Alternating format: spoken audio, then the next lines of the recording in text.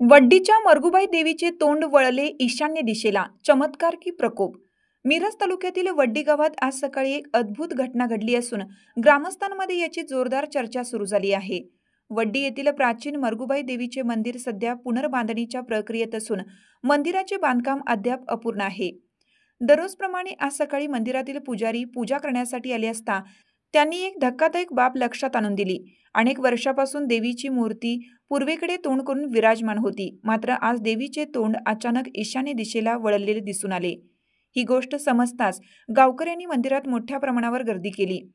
कोणी याला देवीचा चमत्कार मानत आहेत, तर काही जण यामागे प्रकोप असल्याची भीती व्यक्त करत आहेत। देवीच्या मूर्तीचा असा अनैसर्गिक बदल घडणे हे अत्यंत दुर्मिळ असून त्यामुळे वड्डी गावात धार्मिक वातावरण अधिकच गडद झालं आहे।